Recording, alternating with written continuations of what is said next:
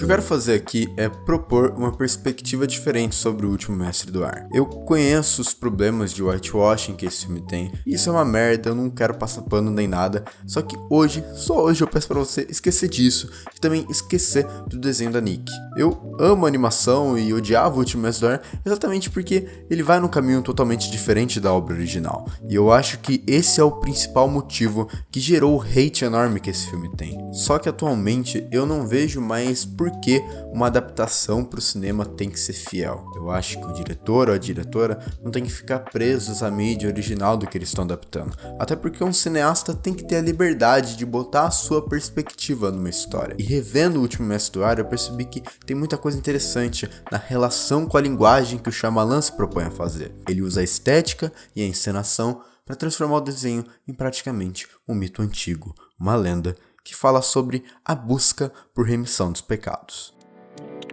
O diretor trabalha com um visual bem imaginativo e diferente de qualquer blockbuster dessa última década. As luzes, as cores, a câmera sempre em movimento, toda a linguagem meio que reforça um universo lúdico de conto de fadas.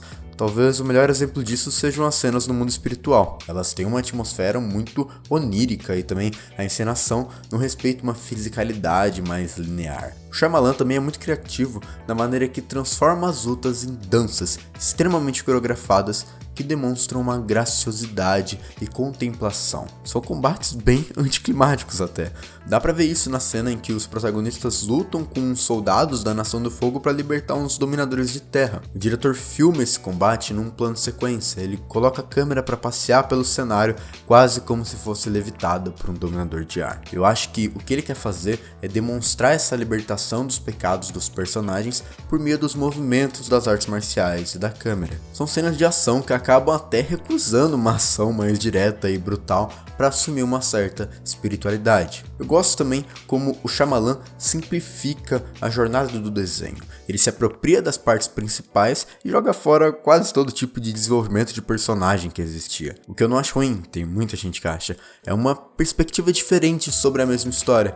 O diretor não está tão preocupado em criar personagens complexos e mais em criar arquétipos específicos e fazer uma lenda com isso. Os únicos arcos mesmo são o do Aang, que tem que abraçar o seu posto de avatar, e o do Zuko, que se vê o tempo todo na escolha de seguir o caminho do seu tio ou recuperar sua honra. Mesmo assim, eles não são personagens cheios de camada, muito pelo contrário, são representações quase puras de arquétipos do herói e do anti-herói. No fim, tudo acaba sendo uma jornada sobre fé. O Aang não quer ser o escolhido, principalmente porque ele não acredita ser capaz de atingir uma maturidade que o posto de avatar requisita. Ele recusa o chamado durante todo o filme e isso traz consequências negativas para as pessoas com quem ele se importa, como foi o extermínio dos nômades de ar. É massa como o Shyamalan faz várias cenas do Aang falhando enquanto pratica a dobra d'água, até que em uma delas é revelado que ele está se culpando pela morte do monge Gyatso e dos outros dominadores de ar. O Zuko também é um personagem que participa de uma busca pela fé.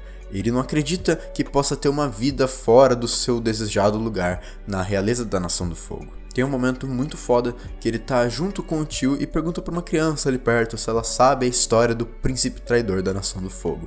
E o garoto conta quase como se fosse uma lenda daquela região, reforçando ainda mais o caráter mítico desse filme, além de mostrar que o Zuko não só não tem fé em outra vida, como acredita fielmente que o seu pai estava certo em punir ele e que ele precisa de redenção. Por outro lado, eu não acho o Último Mestre do Ar perfeito. O Shyamalan acaba caindo em situações muito desnecessárias só pra tentar ser igual ao desenho. Toda a relação entre o Sokka e a Yui entra nisso. Além da dinâmica ser bem mal desenvolvida, o que nem seria um problema, o diretor tá totalmente sem saco pra filmar. Ele não tenta articular nada na linguagem quando faz essas cenas. Na real, fica muita sensação de que o diretor não queria contar uma história mesmo. O filme é um amontoado de partes do desenho como desculpa pra criação de imagens poderosas, o que não é ruim. O Shyamalan é muito bom em criar composições que engrandecem o cinema dele, mas a história acaba se tornando um pouco desinteressante em algumas situações por causa disso. Só que essa dramaturgia simples e direta do Último Mestre do Ar funciona na maior parte das vezes, principalmente porque o Shyamalan dá muita força pro drama na maneira que ele filma. É muito foda como ele usa alguns arquétipos visuais para mostrar o que ele quer dizer. Esse filme é muito bem resolvido visualmente. Eu gosto de uma cena que o Aang tá treinando a dobra d'água, não consegue se concentrar. No fundo do plano a gente vê a Katara dobrando de forma correta. Então a câmera passeia, vira, chega no Sokka, que tá planejando alguma coisa, olhando algum mapa, e no fundo dele a gente vê uma fumaça preta subindo.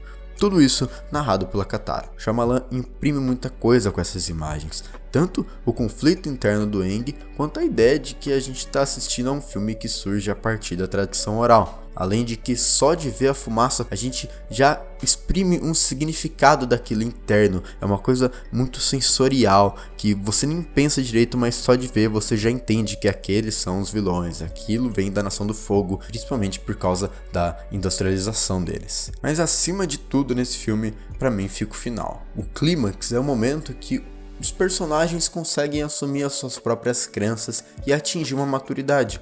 O Zuko recusa o combate com o Zhao para seguir o caminho do tio, a Yui se sacrifica pelo espírito que deu vida a ela e o Aang vira o Avatar. Ele se lembra do momento que recusou ser escolhido e decide se redimir dos seus pecados, derrotando o exército da Nação do Fogo com um tsunami, escolhendo pelo caminho da espiritualidade e da maturidade. No momento em que os soldados dos dois lados da batalha aceitam o Aang como Avatar, ele aceita de volta, em vez de fugir. E olha, isso nem é o melhor dessa parte. A maneira como Shyamalan filma o Aang dobrando a água é de outro mundo. São imagens muito poderosas. Tanto a coreografia da dobra, quanto o jeito que ele compõe a cena, são absolutamente libertadoras. Shyamalan atinge o seu objetivo usando a estética e a encenação para transformar a história do desenho em uma lenda antiga sobre atingir a maturidade e se conectar com a espiritualidade. Eu tenho muito a impressão que as pessoas não gostam desse filme